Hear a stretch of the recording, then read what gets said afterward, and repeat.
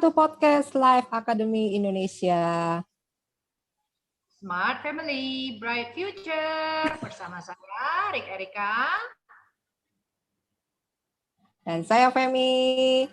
Kita akan membahas tentang apa nih? Oke, semua orang punya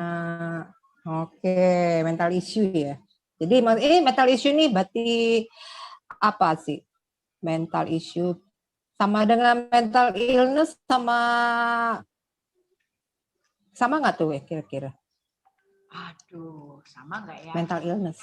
Beda-beda tipis lah ya. Tapi yang pasti yang mau sama kali ya, kurang lebih. Kita bahas hari ini adalah mengenai mengapa kita perlu mental yang sehat.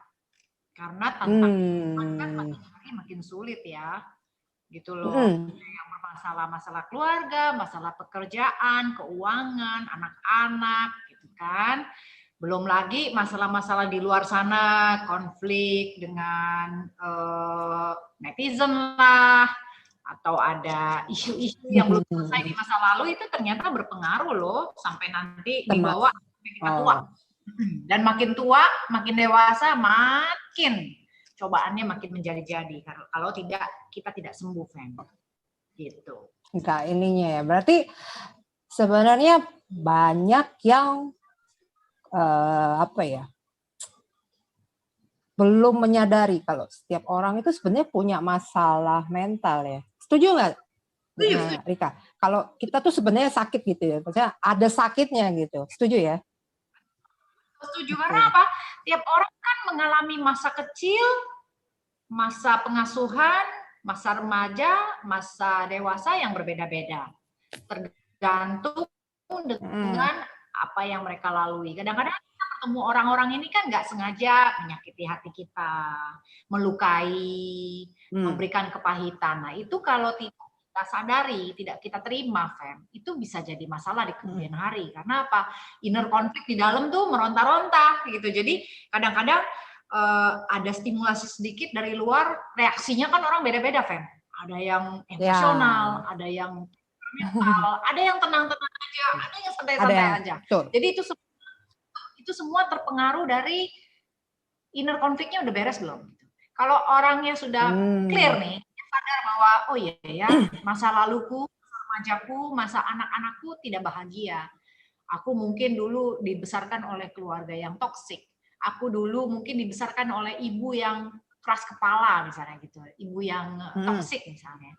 Kalau dia udah sadar dan dia netralisir itu, dia menerima itu dan berdamai dengan itu, bisa menerima gitu ya, kedepannya hidupnya akan lebih align, lebih santai, lebih relax,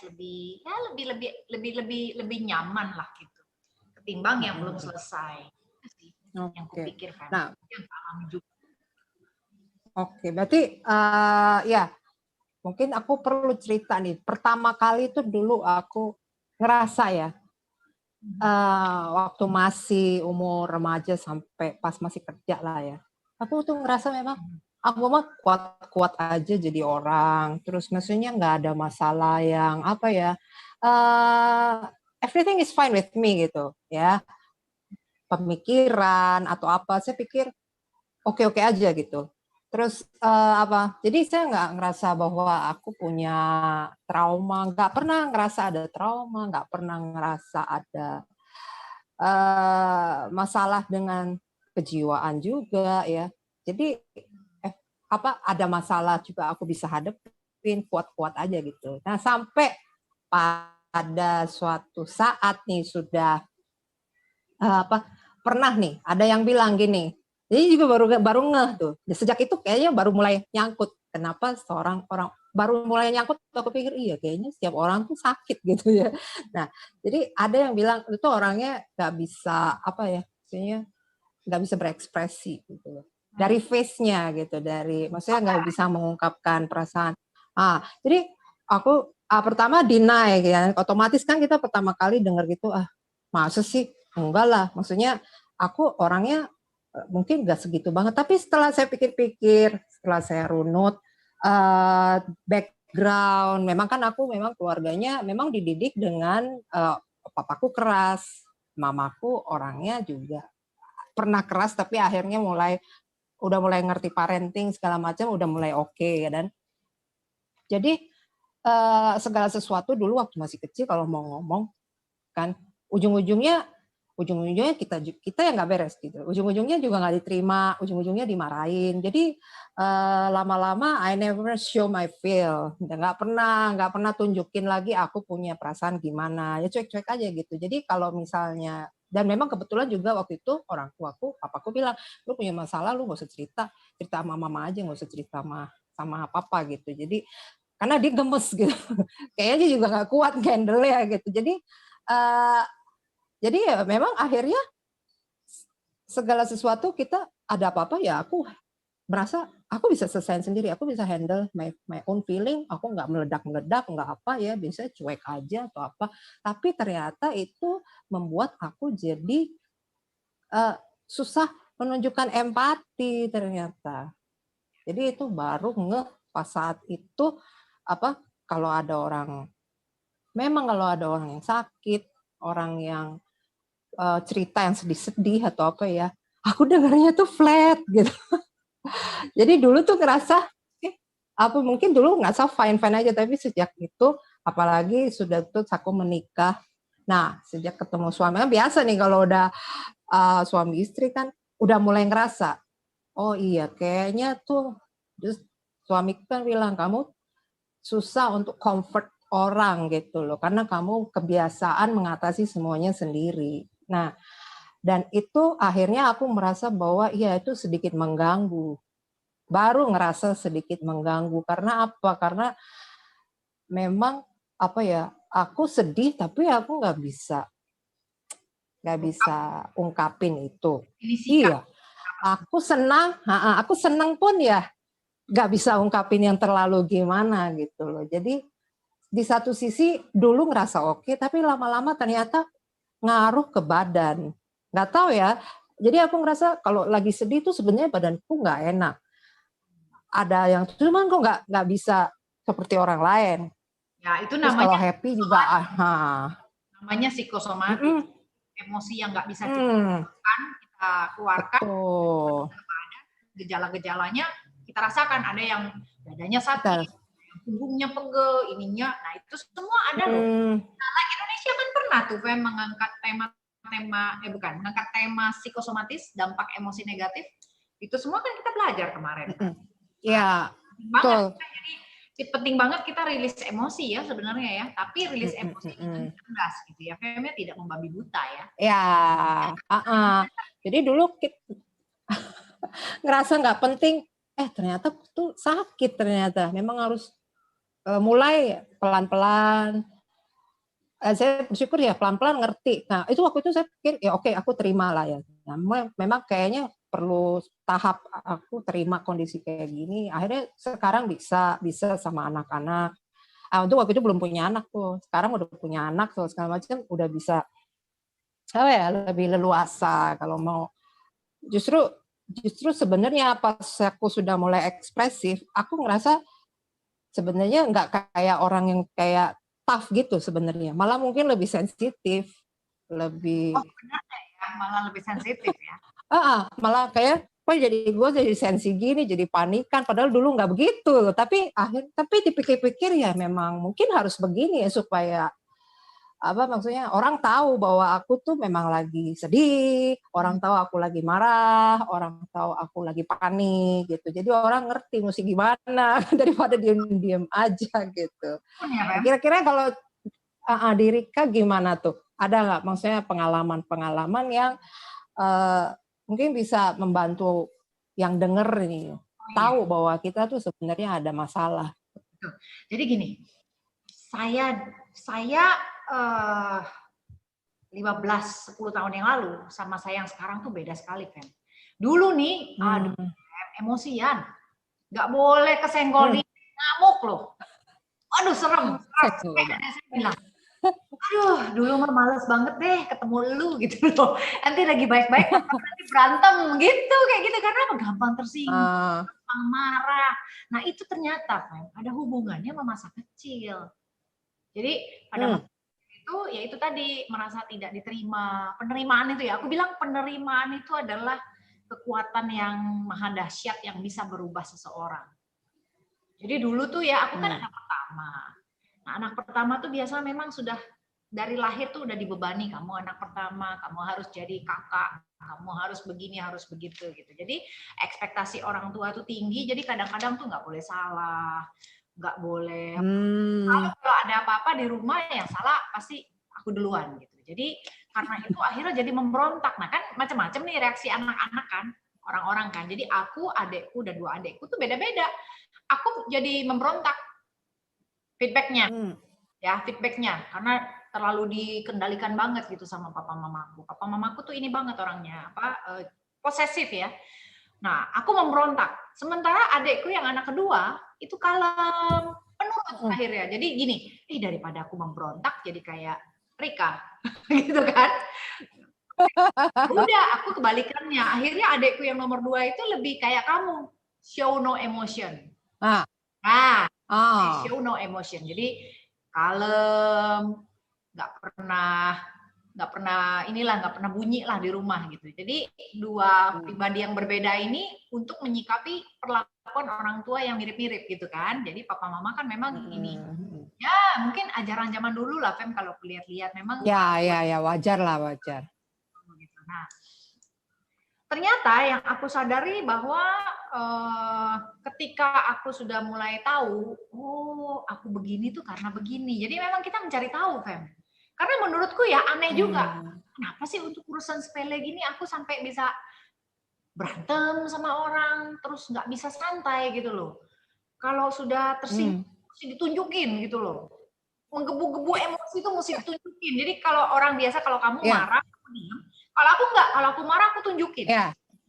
Baik itu di kata-kata, dari ekspresi, dari apa ya, pokoknya ekspresif lah aku orangnya gitu. Jadi saat itu aku sadar bahwa capek ya begini terus ya, capek. Ya kan sama semua orang jadi susah cocoknya. Perkenalan yang baik-baik aja tiba-tiba ada salah omong dikit berantem gitu kan. Jadi lama-lama kapan aku happy-nya ya? Kapan damai sejahteranya ya? Kapan bisa hidup berkualitas ya kalau kanan kiri kesenggol konflik, kesenggol tersinggung, kesenggol marah ya. Akhirnya aku cari tahu kenapa. Ternyata aku menemukan bahwa ini ada hubungannya dengan masa kecil yang kurang diterima sama papa mama gitu loh. Jadi kalau ada tidak boleh berpendapat, terus kalau misalnya ada perbuatan yang tidak berkenan, papa mama langsung marah tuh pakai entah lempar barang, entah pakai sambetan apa gitu. Apalagi papa tuh gitu, jarang ngomong tapi sekalinya ini itu pakai rotan tuh, Fem. Aduh orang Palembang tuh kayaknya keluarga punya loh, Fem. Jangan itu, Fem. Keluarga dua macam rotan ya, yang satu yang kayak tepukan kasur yang tepukan kasur. Lagi yang tipis yang flat itu. Kayaknya dulu ya setiap temen tuh pasti pernah kena sambet lah minimal sekali. Itu kan bahwa memang parenting zaman dulu begitu, mungkin di kota kita ya. Jadi dari situ aku tahu. Nah ketika tahu, ya udahlah toh sudah berlalu ya. Mulai aku terima mereka pun mungkin dapat parenting warisan dari orang tua mereka gitu loh. Jadi mungkin juga mereka melihat contoh parentingnya seperti itu. Nah sekarang bagaimana kita? Apakah kita akan meneruskan parenting itu kepada anak kita yang sama gitu? Ketika aku sudah menerima ya semua itu jadi sudah netral. Sekarang aduh santai aku mah, santai banget. Gitu. Sekarang udah bisa lebih cuek ya. Bisa lebih cuek. Kita lebih toleransi ada orang salah ya udahlah dia yang salah dia resiko. Kalau dulu enggak loh. Orang salah tuh rasanya pengen benerin loh. Padahal kita belum tentu bener ya gitu. Jadi aku bilang di situ sakit tuh. Jadi nggak boleh ngelihat ada yang salah dikit, nggak boleh ngelihat ada yang tidak berkenan dikit langsung reaktif. Nah tapi pelan-pelan memang ya semakin umur juga terus banyak belajar kan, banyak hunting workshop psikologi, aku makin ngerti. Dan ternyata itu akhirnya menambah pengetahuan bahwa oh iya ya. Tidak semua orang tuh beruntung dibesarkan oleh pola asuh yang baik gitu. Jadi kemungkinan apa yang sekarang terjadi, yang kita tahu di balik perilaku orang itu pasti ada alasannya. Jadi aku mulai bisa menerima dan mengerti. Itu Itu Fem. Itu ada yang ngasih tahu atau sadar sendiri gitu? Sadar sendiri, Fem. Nggak tahu Sadar kenapa sendiri kan. ya? Workshop psikologi kan, karena memang Ya, zaman oke. pengen banget kuliah psikologi. Cuma kan apa boleh buat, keuangan dan kesempatannya memang tidak ada, jadi aku banting setir cari pekerjaan atau cari sekolah yang cepat cari kerja gitu kan. Nah akhirnya jadinya sekarang aku belajarnya itu sekarang, kursus-kursus, ada workshop apa berbayar murah, yang gratisan aku kejar. Nah dari situ aku nyusun puzzle kan, Nah, progres nyusun puzzle juga nggak cepet ya, tahunan kok aku belajar psikologi. Ya. Berapa ya, 2012 kurasa. Mulai cicil-cicil, pelan-pelan, tiap ada workshop, aku ikut. Dari workshop yang murah dulu loh, zaman dulu 100 ribuan. Ya. Lama-lama kan meningkat ya, naik. Akhirnya jadi belajar yang lebih serius lagi, yang ada 2 hari gitu. Jadi itu semua tidak sia-sia kok. Itu semua tidak sia-sia. Apa yang sudah kita pelajari, download gitu ya, masuk di pikiran, kita renungkan ya. Akhirnya ya merubah sikap sendiri, merubah sikap hati, merubah cara kita memandang masa lalu, memandang masa kini dan masa depan gitu. Dan ternyata baik-baik aja sekarang sih, puji Tuhan. Gitu. Itu pengalamanku. Tapi aku nggak ngerti ya gimana teman-teman. Tapi aku amati ya kan, memang apalagi di medsos ya. Iya. Ini macam-macam loh. Ada yang seneng gelut, ada yang dikit-dikit. Ada yang tiap hari selfie, sehari bisa, aduh dulu pernah ketemu gitu ya. Ada aja kerjanya. Gitu. Jadi ini mungkin mental health yang tidak disadari gitu. Karena begitu aku pelajari narcissistic personality disorder, ya kan? Gitu. Ada yang macam-macam sih. Biasanya sih memang karena itu ya, kurang penerimaan diri. Kurang penerimaan diri. Gitu. Tapi kalau kita biarkan mungkin bisa parah ya. Jadi maksudnya kita kan sebenarnya belum kategori disorder mungkin. Baru yang kayak apa mungkin trauma atau apa ya. Tapi kalau kita biarkan ini kan bisa kita bisa tahu kan ada yang jadi memang jadi beneran penyakit gitu. Entah penyakit fisik atau memang langsung ke mental sekalian. Jadi kalau menurut aku sih sebenarnya kita nih apa ya, walaupun kita kalau Rika kan belajar memang workshop psikologi. Kalau aku memang dulu juga pengen tuh kuliah psikologi, cuman karena nggak boleh keluar kota. Dulu kan di Palembang nggak ada, jadi akhirnya cari sama juga. Cari yang ya kuliah yang bisa ini dulu lah, yang kerja dulu. Jadi tapi ya gitu sama, karena banyak lihat baca dan artikel-artikel terus dikasih tahu juga. Jadi ya mulai paham. Terus cuman gini ya, kalau menurut aku masih banyak orang yang belum menyadari bahwa psikologi itu sebenarnya penting. Terus konsultasi itu penting ya. Kadang kesannya kalau curhat sesuatu yang menjadi kekurangan tuh kayaknya kesannya tabu banget, atau kayaknya jadi beneran sakit gitu kan, jadi kesannya nggak enak gitu ya. Nah apa ya, kalau menurut Rika apakah apa ya, maksudnya gimana supaya apa ya, apakah ke psikolog itu atau cari konsultan itu hal yang umum atau masih ada orang-orang yang masih nggak srek gitu loh. Jadi menurut Rika gimana tuh kalau ke psikolog konsultasi khususnya? Jadi gini ya, kalau aku lihat ya, jadi anakku ini kan anak generasi Z. Jadi generasi Y ke atas itu makin sadar dengan mental health. Jangan salah. Jadi apalagi kan sejak aku ngurusin Like Indonesia nih kan aku banyak menerima permintaan konseling dari member Like.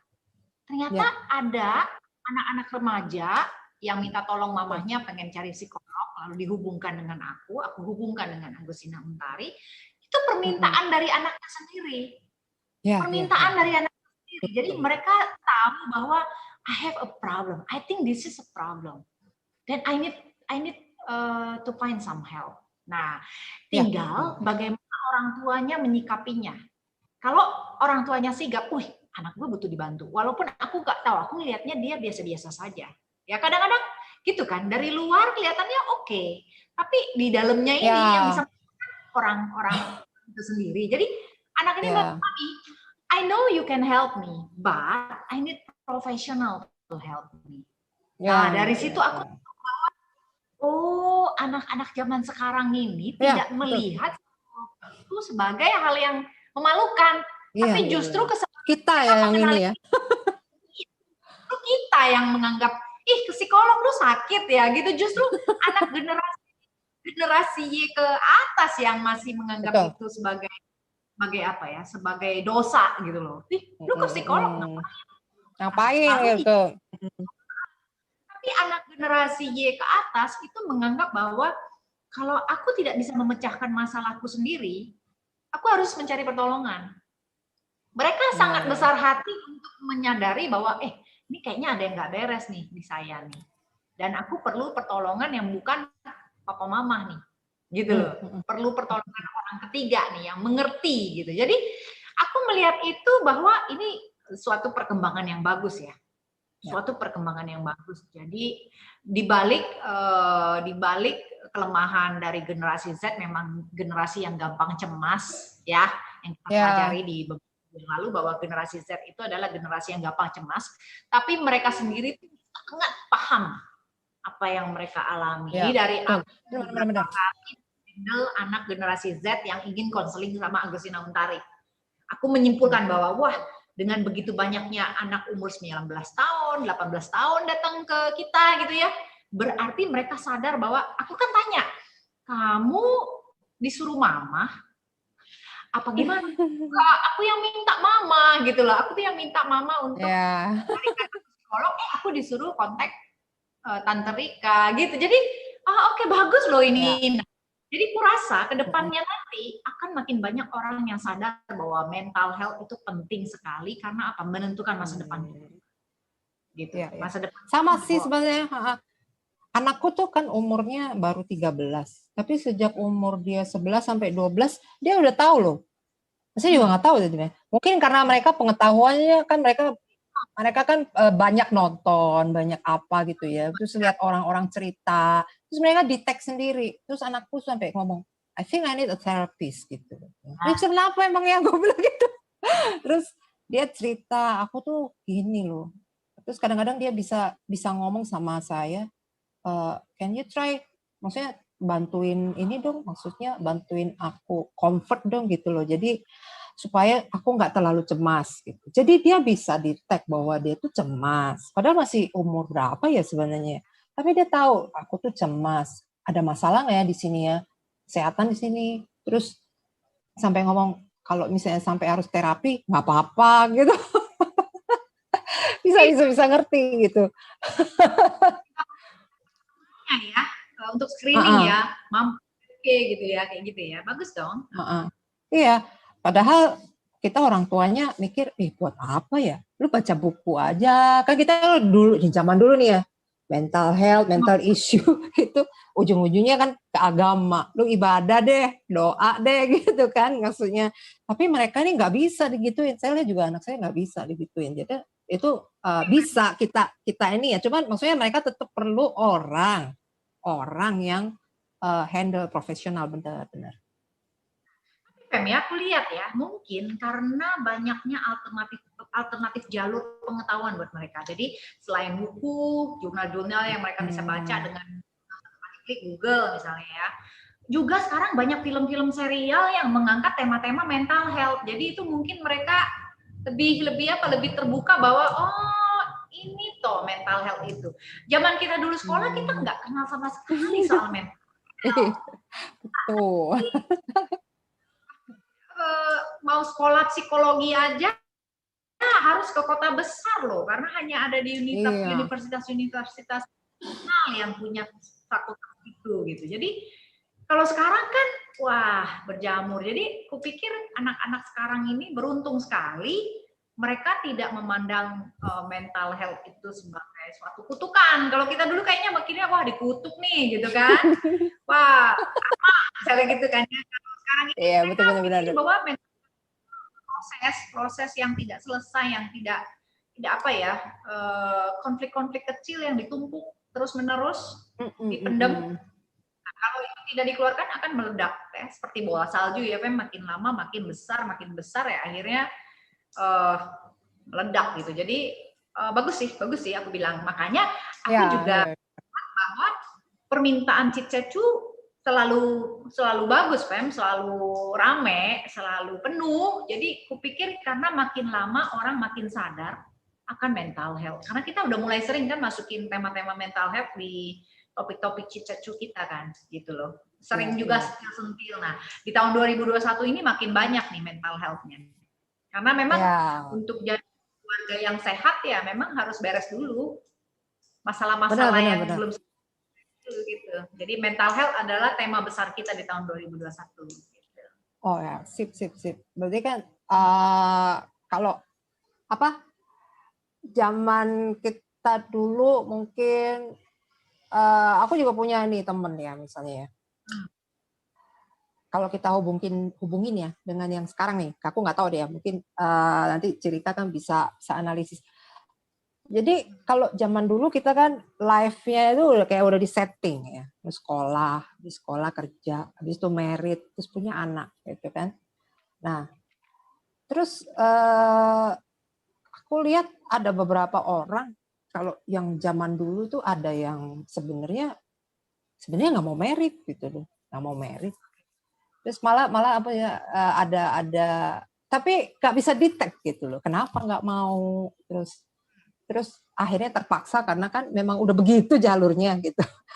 Tapi ada juga yang aku lihat gini, ada orang yang dia pengen punya relationship, tapi pas sudah ketemu dengan orang yang sama mungkin sesuai dengan dengan keinginan dia, akhirnya mundur.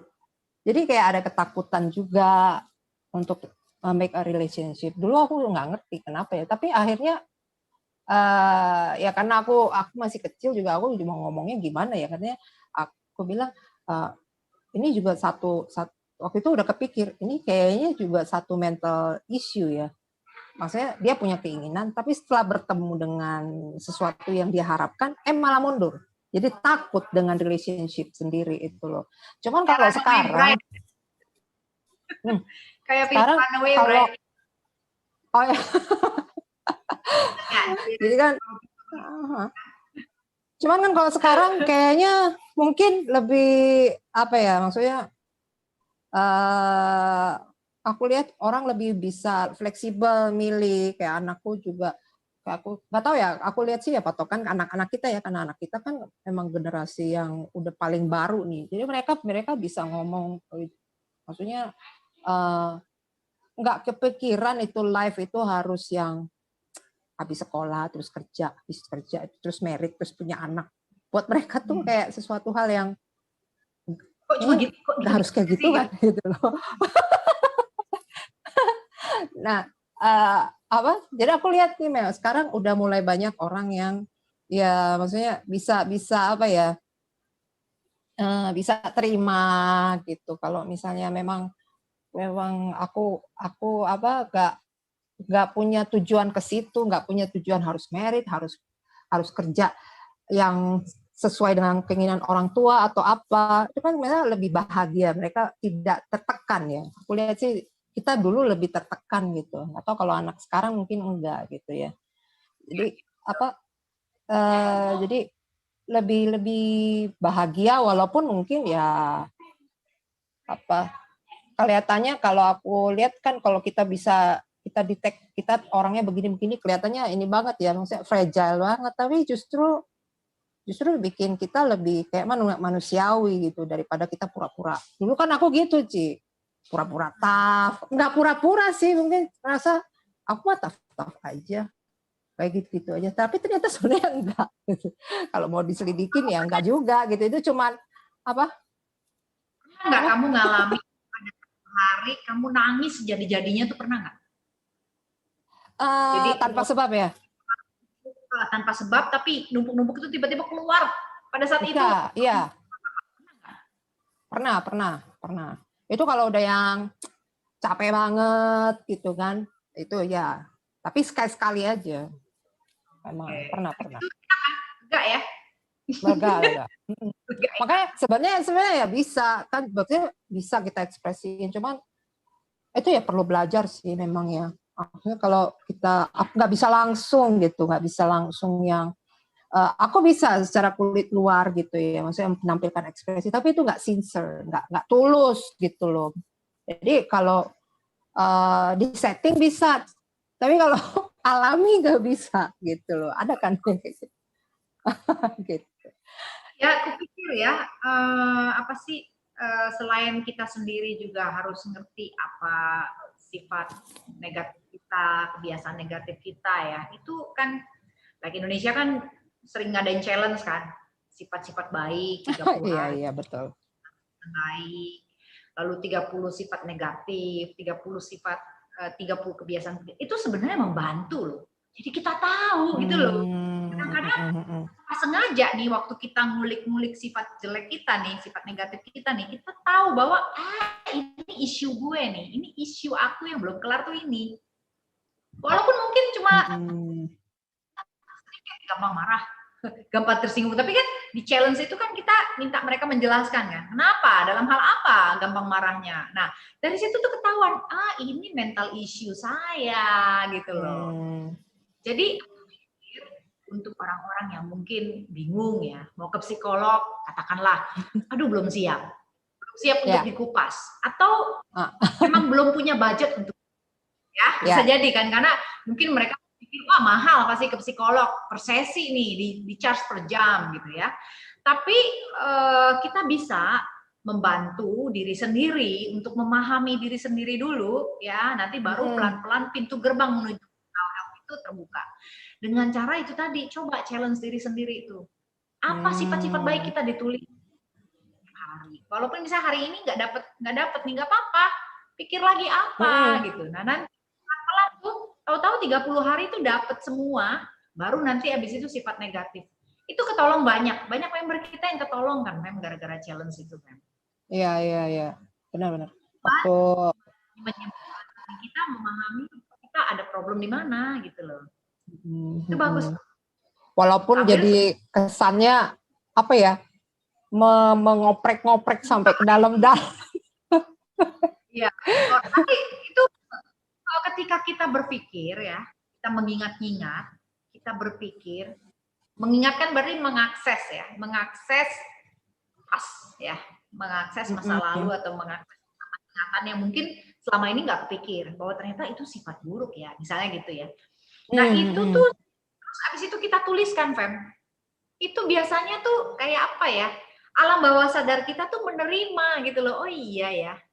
Jadi setelah kita pikirkan, kita renungkan, kita tuliskan, itu semacam penguatan sendiri loh bahwa ini sifat jelek yang mesti aku perbaiki, yang aku mesti revisi, yang aku mesti apa sih perbaiki lah, apalah gitu. Jadi aku pikir kenapa tidak dicoba teman-teman yang lagi nonton ya kalau pengen tahu. Iya. Oke, aku udah coba loh. Gitu, sebagai member like udah coba. Iya, itu benar sih.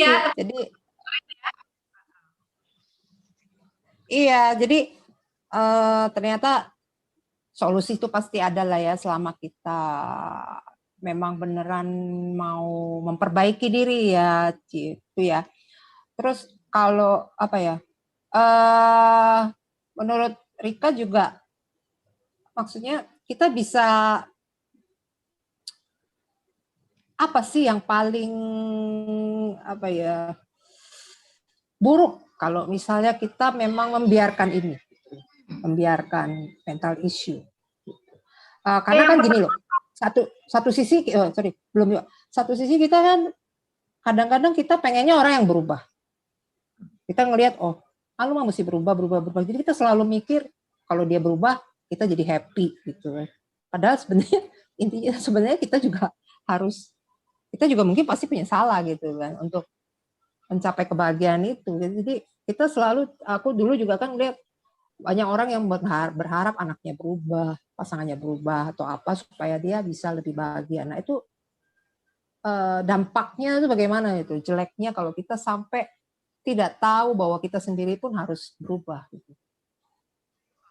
Yang pertama pasti itu ya, hubungan dengan diri sendiri itu juga kita menyakiti diri kita sendiri tiap hari loh dengan kayak begitu kan, denial. Bener. Ya.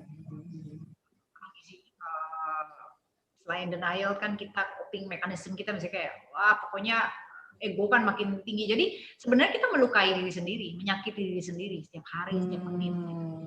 Terus yang kedua, hubungan kita dengan orang-orang terdekat kita gampang gompel, yang harusnya manis ada gesekan, gompel. Jadi hubungan kita antara sesama juga kurang align, kurang harmonis. Terus yang ketiga, ya otomatis kesempatan baik jadi tertutup karena orang belum apa-apa, orangnya susah, misalnya gitu ya, emosional, gampang ini, gampang terluka, nggak tahan banting, misalnya gitu ya. Iya. Kesempatan baik bisa saja lewat gitu karena kita tidak menyadari bahwa mental issue ini tidak kita beresi. Terus sekarang siapa sih yang mau menjalin kerjasama dengan seorang yang pemarah kan? Yang keras kepala, yang keras kepala, menutup pintu-pintu menuju ke kebaikan gitu.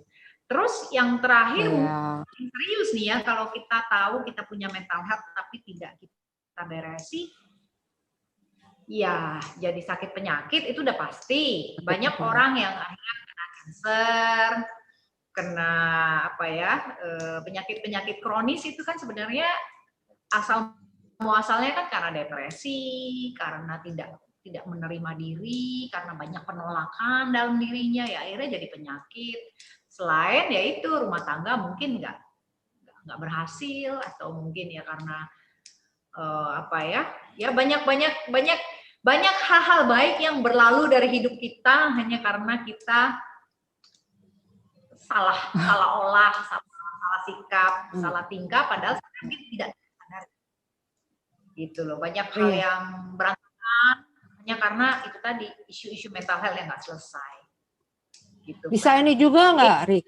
Bisa kayak gini, maksudnya ada nih orang ya, merasa rezekinya itu kan selalu terhalang, terus kerjaan nggak pernah beres gitu ya. Terus tapi ternyata dia tuh sebenarnya, tapi kan dia selalu nyalain orang. Biasanya gitu kan, kita nyalain orang. Oh mungkin kita yang nggak beruntung atau apa ya. Terus tapi sebenarnya kayaknya sih sebenarnya problem itu siapa tahu dari kita sendiri ya yang bikin kita jadi nggak sukses. Jadi gini Fem, kalau kita belajar tentang law of attraction ya Fem ya, jadi energi kita tuh menarik energi yang sama sebenarnya. Jadi gini, orang yang pemarah, yang gampang berantem, nariknya juga orang-orang yang sensi, misalnya gitu, yang baperan gitu kan. Jadi konfliknya selalu ada tiap hari. Karena apa? Dia menarik orang-orang yang sejenis, gitu loh. Jadi orang yang gampang nariknya bertemannya juga sama-sama orang yang gampang emosi juga ya. Kebayang aja gimana hari-hari dia berlalu ya kan, gitu. Lain halnya dengan orang-orang yang santai, rileks, ya mungkin dia nariknya juga orang-orang yang sejenis. Terus kejadian-kejadian yang menarik dia juga kejadian-kejadian yang sesuai dengan ininya dia, respon dan reaksi dia, gitu. Gitu loh, Fem. Jadi kalau orang negatif thinking ya otomatis belum apa-apa udah mikir jelek, beneran aja yang terjadi ya yang jahat-jahat gitu. Tapi orang yang selalu positif, sederhana gitu ya, legowo ya, dia mengalami banyak kemudahan dalam hidupnya. Jadi, di balik sikap kita itu itulah yang menarik kejadian-kejadian yang terjadi dalam hidup kita. Jadi aku pernah ngomong gitu di salah satu acara Inspire ya, bahwa kalau kita lembut pada kehidupan, hidup juga akan lembut kepada kita. Kalau kita lembut sama diri sendiri, orang lain juga akan lembut kepada kita. Jadi ya itu tadi, bagaimana kita keluar, output kita keluar, itulah yang akan kita tarik kembali. Gitu. Kayak cermin aja ya, kayak cermin ya. Gitu. Apa yang kita kayak ada yang ini ada ayat bagus nih ya. Do for others what you want others to do for you, gitu loh. Apa yang kamu ingin orang lain perlakukan padamu, ya itu yang kamu lakukan pada mereka. Kamu ingin dihargai, ya kamu menghargai mereka, gitu loh. Gitu-gitu akhirnya jadi bahasannya. Oke, balik ke mental health. Jadi tentang apa yang ini ya, apa yang the worst yang terjadi kalau kita tidak menyadari atau membiarkan mental health ya. Tapi mungkin yang gini-gini gitu ya. Hari kita mesti panggil Agustina Muntari untuk bicara ya soal mental health ini. Nah, kalau langsung dari pakarnya kan lebih enak gitu. Tadi kan kita ngobrol-ngobrol biasa, tapi satu hari akan kita undang ya kali ya Mbak Agustina Muntari ya, untuk bersama kita ya Bem, mengupas soal mental health. Iya. Supaya ini kan kadang orang kan susah ya deteksi. Kita ini kan generasi yang memang sudah kadang, apalagi umur 40-an ke atas tuh, yang memang di setting begini, jadi kita ikut aja gitu. Beda sama yang bisa analisis sendiri. Kok gue gini ya? Kok gue mudi ya? Kalau kita kan, aduh mudi, jangan mudi. Kita harus cari cara supaya mudi gitu. Gitu kan dulu kan kita modelnya begitu. Terus ternyata kan kalau dengan kita ngerti kelemahan kita atau apa ya, mudah-mudahan ya itu tadi yang aku bisa simpulkan, hidup kita jadi lebih smooth ya, lebih nyaman, terus rezeki juga mungkin pasti ngalir gitu kan ya. Karena kan ya kita lihat kalau orang yang suka maksudnya kerjaannya selalu nggak pas atau apa, aku lihat ya memang karena memang kondisi orangnya ya, kadang mungkin dia nggak sadar kalau dia tuh males, kadang dia juga nggak sadar kalau dia tuh orangnya memang nggak bisa diajak kerja sama gitu kan, atau jadi mungkin jobnya banyak, skillnya oke, bisa, tapi ujung-ujungnya selalu nanti kehalang dengan ujung-ujungnya dia lagi gitu. Sama mungkin juga sama ya keluarga juga ya, relationship juga kan. Saya juga dulu gitu, maksudnya rasa bahwa aku tuh udah perfect kok, misalnya ngomong sama suami atau ngomong sama teman atau ngomong sama anak ya. Tapi lama-lama kita pikir, oh ya enggak lah kalau aku, karena kan kalau orang bisa marah tuh pasti ada penyebabnya juga ya kan, aku juga yang ini juga gitu loh. Dan sekarang kalau ke anak-anak juga ya gitu ya, tadi Rika bilang kita nggak meneruskan apa yang dulu kita terima. Jadi bukan berarti kita, karena gini loh,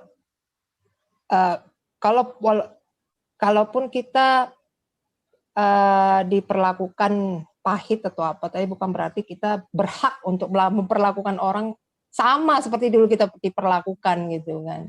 Itu namanya apa ya? Ya betul ya, menyakiti diri ya berarti ya, benar ya? Jadi memang kita harus benar-benar sembuh dari itu. Memang pembahasannya supaya nggak banyak drama, supaya hidupnya nggak banyak drama. Banyak drama kan musik ya. Jadi energi yang mestinya kita pakai buat bekerja, buat berkarya, kepake buat emosi aja gitu loh. Ya.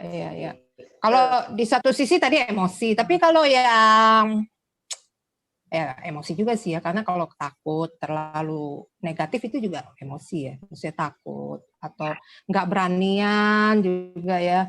itu juga nggak berani untuk mengungkapkan sesuatu, itu juga sama ya, sebenarnya juga emosi juga sih ya, betul.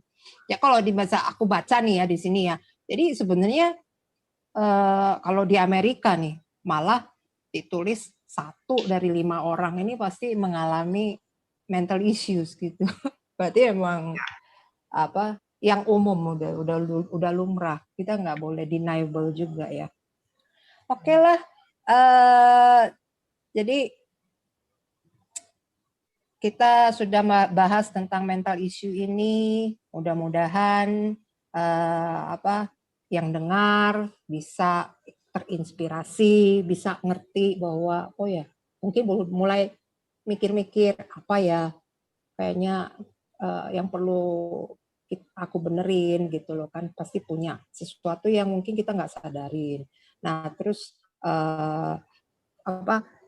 dari Like Academy sendiri kan tadi Rika udah bilang kalau banyak sekali program-program yang nanti akan bisa bantu nih ya untuk teman-teman ya yang punya masalah gitu. Baik, kalau gitu kita sekarang gantian nih. Mau nambahin, kita harus aku mau nambahin satu. Kalau kita sadar kita punya mental issue, nah carilah pertolongan. Bisa ke psikolog, bisa ke psikoterapis, bisa ke hipnoterapi, kan banyak tuh, sekarang banyak banget tuh terapis-terapis ya. Cuma memang perlu kesabaran. Kadang-kadang kita pergi ke psikolog itu nggak langsung ketemu psikolog yang cocok gitu. Jadi siapkan diri bahwa ini akan ada prosesnya. Kalau ketemu psikolog belum tentu cocok gitu. Jadi, tapi selama kita memang berniat untuk mengupgrade kualitas diri kita ya, memang ini harus ditempuh gitu. Aku sendiri bisa healing kan, udah kemana-mana juga, nggak apa sih maksudnya nggak cuma sekedar nulis-nulis aja sembuh, nggak. Oke, sembuh tapi berapa persen gitu loh. Tapi dari 100% itu ya memang ada sumbangan dari psikolog juga, ada teman-teman yang terapis juga waktu itu bantuin juga gitu. Jadi apa ya? Kadang-kadang percakapan yang dalam ya, deep conversation itu bisa membantu kita loh. Kadang-kadang dari apa yang mereka sampaikan itu bisa kena di hati, akhirnya kita pulang kita mikir. Ketika kita mikir, kita tahu ada yang salah. Ketika kita tahu ada yang salah, ya kita komitmen. Ini mesti dibenerin. Gimana cara ngebenerinnya ya? Carilah pertolongan kalau memang tidak bisa menolong diri sendiri gitu loh. Dan nggak harus berbayar juga kok. Sekarang banyak juga teman-teman psikolog yang mau kok bantu. Apalagi misalnya kayak kita berteman gitu ya, dilihat kadang ngobrol-ngobrol biasa awalnya, tapi ternyata aku di-healing gitu loh. Yang kayak gitu tuh kan aku ketemu sama satu teman dulu ngobrol-ngobrol tentang inner child. Aku bilang masa sih ada nggak percaya kan? Aku kasih ketemu kamu, dia bilang aku kasih kamu ketemu dengan inner childmu, dituntun aku. Padahal masih ibaratnya tuh cuma ngobrol-ngobrol biasa, kita temen gitu, dibantu. Dan aku tidak mengeluarkan biaya sepeser pun karena ya temen. Nah, jadi sumber healing itu bisa dari mana-mana. Jadi jangan menutup kemungkinannya. Kalau kamu bisa dengan seseorang dari hati ke hati tentang lukamu atau apa segala, itu anggaplah dari prosesnya gitu. Jadi ketika mungkin dalam pembicaraan itu kamu menemukan banyak hal yang mencerahkan yang membuat kamu jadi mengerti, memahami diri sendiri. Nah, tempuhlah gitu loh. Jangan mengeraskan hati. Ya, betul. Itu sih. Iya memang.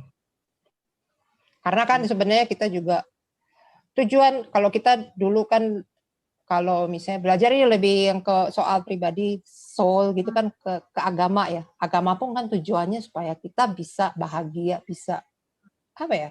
Memahami kan diri kita sendiri juga. Cuma kalau sekarang eranya kan sudah lebih profesional, bisa konsultasi kemana aja, bisa gratis, bisa bayar, ya sama apa mungkin yang kita percayai ya, khususnya mungkin juga di komunitas kita, yang di rumah ibadah, di sekolah mungkin kalau sama guru ya anak-anak juga bisa ya ke guru-guru yang mungkin bisa ngerti mereka gitu ya. Harus punya support system kan. Jadi entah di keluarga, teman dekat atau komunitas lah gitu. Nah, kita beruntung ya punya ya bisa berkeluarga. Ya benar loh. kata gini loh, ada yang bilang kan bahwa orang bijak berkata bahwa kamu ditentukan dari 5 orang yang terdekat kamu, gitu kan? Seperti apa kamu sekarang, ditentukan oleh 5 orang terdekat yang ada di kelilingmu. Aku pikir benar sih, kalau kita bergaul sama tukang parfum, kita ikut wangi. Kita bergaul sama tukang manis, gitu kan? Jadi ya benar, selektiflah dengan lingkungan yang sekarang kamu berada. Kalau memang toksik ya jangan segan-segan untuk jangan ya. Gitu. Karena itu menyangkut gitu, Fem. Aku Sip pikir deh kalau gitu. ya, ngobrolnya ya, seru ya ngobrol ya. Minggu lalu kan kita ngobrol Ya. nih. Hari ini kita ngobrolin tentang mental ya. Mental. Depan harus temanya lebih seru lagi ya, Fem ya. Ya, yang pokoknya yang Seksi. pasti yang inilah bisa kasih kita pencerahan. Oh iya gitu ya. Gitu. Oke, ada hadiah nggak nih buat yang dengar?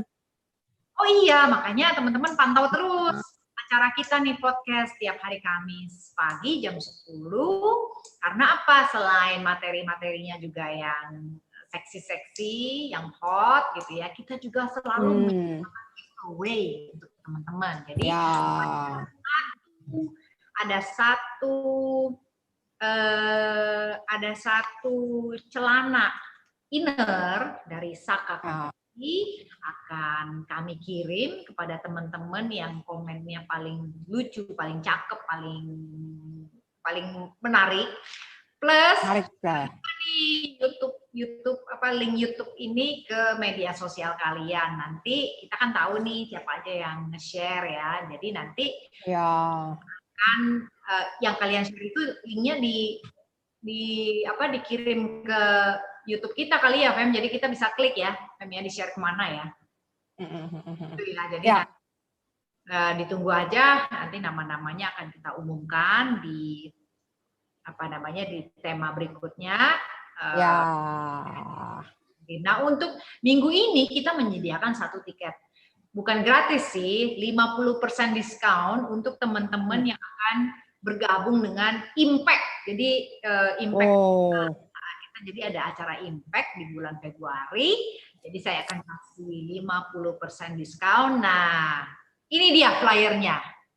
Jadi teman-teman judul dari Impact kita bulan Februari dan yang beruntung akan mendapat potongan 50% 1 orang. Wah, enak dong.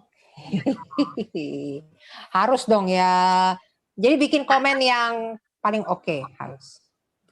Ini nggak terasa sudah hampir 1 jam. Yuk kita ini aja yuk. Fem tutup. Oke, kita closing. Sampai jumpa lagi minggu depan. Femi ada yang mau disampaikan mungkin ke teman-teman podcast kita? Itu saja. Makasih udah dengarkan dan jangan lupa ingat setting alarm, subscribe, like, terus pencet lonceng dan kasih komen jangan lupa ya. Oke. Thank you. Giveaway yang cantik.